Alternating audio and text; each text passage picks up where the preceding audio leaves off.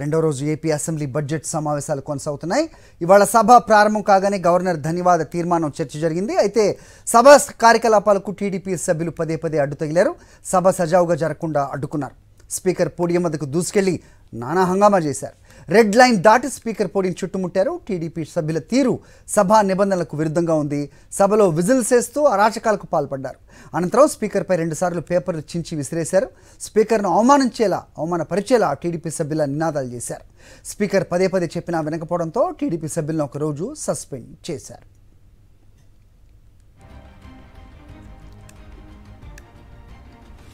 TDP సభ్యులకు ప్రజా సమస్యలపై చిత్తశుద్ధి లేదని విమర్శించారు టీజీఆర్ సుధాకర్ బాబు. బలహీన వర్గాలకు చెందిన స్పీకర్ను అవమానించారని అన్నారాయన. టీడీపీ సభ్యులు నీచ రాజకీయాలు చేస్తోందని, సభలో టీడీపీ వ్యవహార శైలి రాజ్యాంగ విరుద్ధమని విమర్శించారు సుధాకర్ బాబు. చూశారు అధ్యక్ష, ఏ అంశం మీద కూడా విద్యారంగం మీద కానీ వైద్య రంగం మీద కానీ అధ్యక్ష ఇది పద్ధతి కాదు.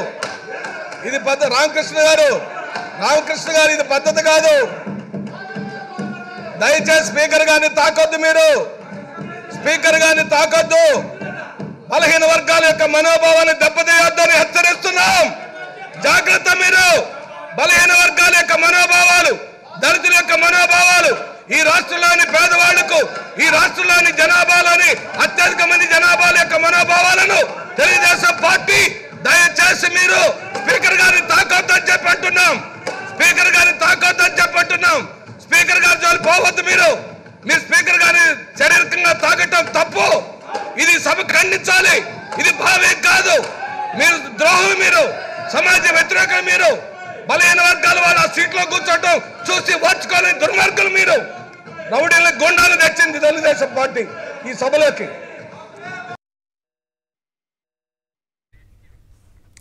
స్పీకర్పై పేపర్లు విసిరి అసెంబ్లీలో గందరగోళం సృష్టిస్తున్న టీడీపీ సభ్యులను హెచ్చరించారు అంబటి రాంబాబు.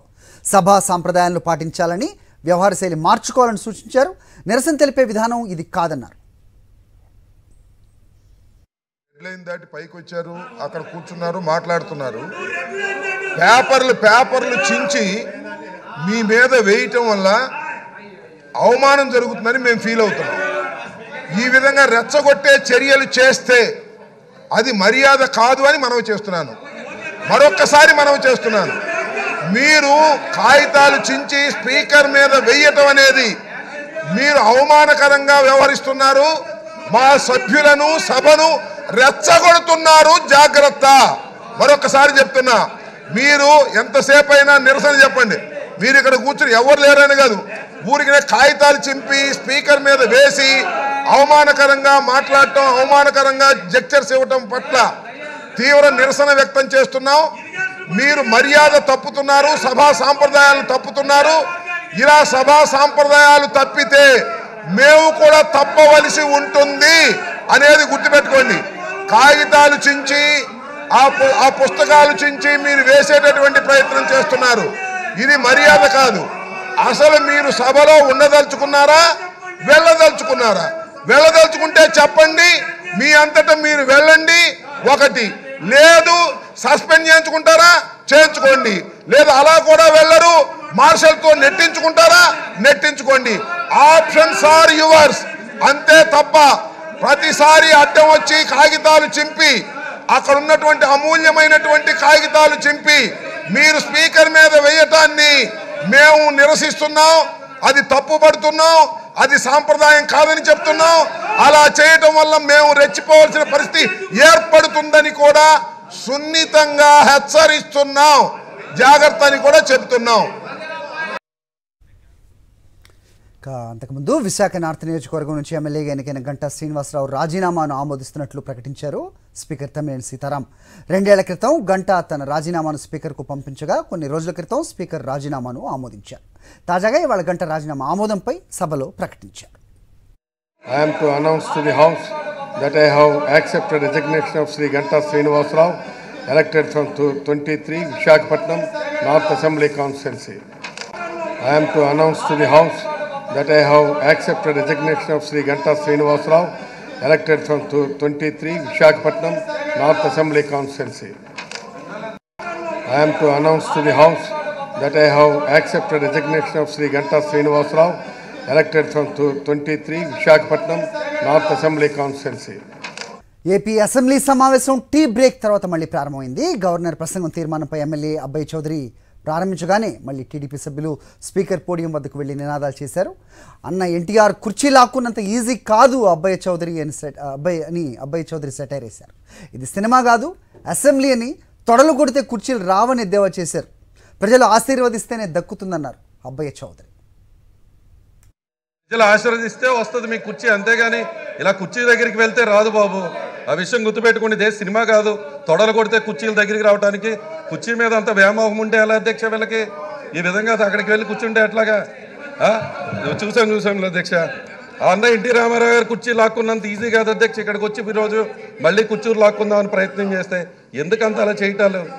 ఈరోజు ప్రజలు ఆశీర్వదిస్తే, ప్రజలు బ్లెస్సింగ్స్ ఉంటే ఆ కుర్చీ వస్తుంది తప్ప, ప్రజల బ్లెస్సింగ్స్ ఉంటే ఆ కుర్చీ వస్తుంది తప్ప, ఈరోజు వచ్చి గౌరవ స్పీకర్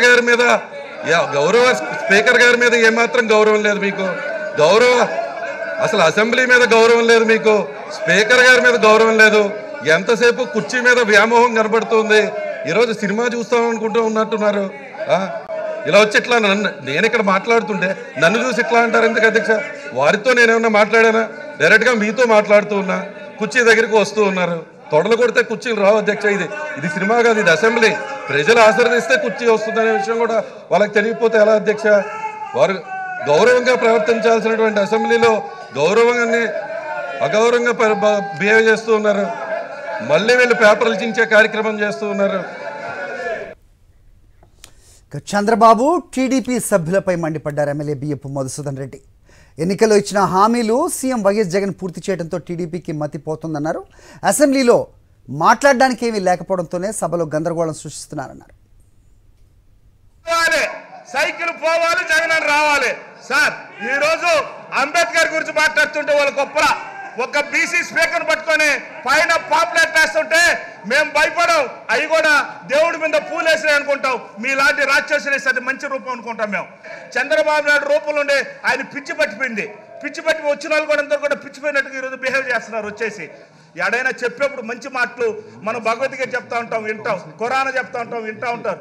అదేవిధంగా బైబుల్ చెప్తా ఉంటారు, వింటా ఉంటారు. కానీ నిన్న ఆ మూడు కలిపితే గవర్నర్ గారు ఈ రాష్ట్రానికి ఏం కోరుకున్నారో భగవంతులు కావచ్చు అన్నిట్లో అందరూ కోరుకున్నది జరిగితే అది తట్టుకోలేక చంద్రబాబు నాయుడు గారు ప్రజల్లో వెళ్ళిపోతుంది. అన్ని పథకాలన్నీ కూడా 99% జగన్మోహన్ రెడ్డి గారు చేసేశారు అనే ఉద్దేశంతో అది పోకూడదని ఈరోజు ఆడికి వచ్చేసి ఈరోజు ఆర్టీసీ గురించి మాట్లాడతారు. వాళ్ళకి అర్హత ఉంది ఆర్టీసీ గురించి మాట్లాడేది? ఎవరు చేశారు? ఈరోజు వాళ్ళకి పర్మినెంట్ చేశారు. ప్రపంచంలో జగన్మోహన్ సైతం చూస్తున్నారు, పక్క రాష్ట్రాలు మనం చూసి నేర్చుకోబోతున్నారు. ఇలా ఉండాలి వైద్యం. నిజంగా ర్యాంకులు వస్తున్నాయి. అందులో జగన్మోహన్ రెడ్డి ఫస్ట్ క్లాస్లో పాస్ అయిపోయినాడు. 5 ఏళ్ళు. ఇది వచ్చేసి సిపిఎం, సిపిఐ, అదేవిధంగా పవన్ కళ్యాణ్, తెలుగుదేశం, బీజేపీ 5. జగన్మోహన్ రెడ్డి అర్జున్లా బాణం వేస్తున్నాడు. 5 ఏళ్ళు అయిపోతాయి. రాష్ట్రం ప్రజలంతా ఒక సైడు, డబ్బుండేవాడు ఒక సైడు. ఇది యుద్ధమే. యుద్ధం. పేదోడు బతకాలి, 3 పూటలు తినాలి, ఆరోగ్యంగా బాగుండాలి, ఇంగ్లీష్ మీడియం రావాలి. ఇవన్నీ కూడా అంబేద్కర్ అయితే ఆ మహానుభావుని ఒకప్పుడు పైన అమ్మవారు, కింద ఈరోజు అంబేద్కర్ గారు భగవంతుడి రూపంలో అంబేద్కర్ అవపడతాడు. దాని గురించి మాట్లాడితే తట్టుకోలేకుండా అరస్త విజలు వేస్తారండి. అంబేద్కర్ గురించి పైన ఎత్తున్నాడు, కింద అంతున్నాడు, మరిచెట్లాగా ఆయన. నిజంగా దేవుడు లాంటి రూపం గల అంబేద్కర్ గురించి మాట్లాడిన కూడా తట్టుకోలేని పరిస్థితి. ఒక బీసీ స్పీకర్ గారు ఆడ కూర్చుంటే పాంప్లెట్లు కొడతారు, పసుపు, అది కొట్టేది కూడా వైట్ పేపర్, పసుపు పేపర్తో కొడుతున్నారు. అది మేము పూలుగా భావిస్తాం. మా పార్టీ జగన్మోహన్ రెడ్డి గారు ఒకటే చెప్పారు, వాళ్ళు ఎన్ని అరిసినా ఎన్ని చేసినా ప్రజలు మన సైడ్ ఉండారు, దేవుడు మన సైడ్ ఉండాడు అనే ఉద్దేశంతో ఈరోజు లాస్ట్కి చంద్రబాబు నాయుడు కుట్రలు ఎట్టుంటాయంటే ఈ రాష్ట్రంలో నిజంగా చెప్పాలంటే ఆయన్ని రాజకీయం ఎలా దాని గురించి ఒక గ్రంథం రాయొచ్చు. ఆయన కొన్ని తరాలు దాన్ని నేర్చుకోవచ్చు, ఒక పాఠ పుస్తకం పెట్టచ్చు. ఆంధ్ర రాష్ట్రం ఆర్థికంగా ఎదగాలి అన్న ఉద్దేశంతో దూరదృష్టితో సీ పోర్ట్లు నిర్మిస్తున్నారన్నారు జక్కంపూడి రాజా. పేదల ఇంటి కళను నెరవేర్చడానికి జగనన్న కాలనీలను కట్టి అందిస్తున్నారన్నారు. గ్రామాలకు అతి సమీపంలో అన్ని మౌలిక వసతులు ఏర్పాటు చేసి ఇళ్ల పట్టాలను అందించారన్నారు జక్కంపూడి రాజా.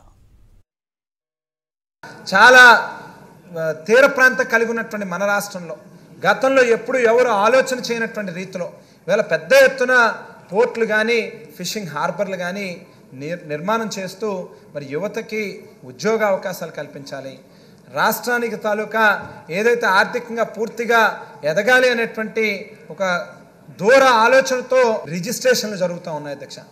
ఎవరికైనా ఏదైనా అవసరం వస్తే ఆ ఇళ్ళ మీద ఆ ఇంటి స్థలం మీద బ్యాంకుకి వెళ్ళి అప్పు తెచ్చుకోవాలన్నా, లేకపోతే వాళ్ళ వ్యక్తిగత కారణాల రీత్యా ఎప్పుడైనా అమ్ముకోవాల్సినటువంటి అవసరం వస్తే కూడా వాళ్ళకి పూర్తిగా హక్కుని కల్పిస్తూ ఇవాళ రిజిస్ట్రేషన్లు కూడా చేస్తూ ఉంది అధ్యక్ష. వాటితో పాటుగా దాదాపుగా ఈ 31,75,000 మంది ఇళ్ల పట్టాల లబ్ధిదారులు ఎవరైతే ఉన్నారో వాళ్ళలో దాదాపుగా ఇప్పటికే 20 లక్షల మందికి పైగా ఇళ్ళ హౌసింగ్ సంబంధించినటువంటి లోన్స్ని కూడా శాంక్షన్ చేయడం జరిగింది అధ్యక్ష.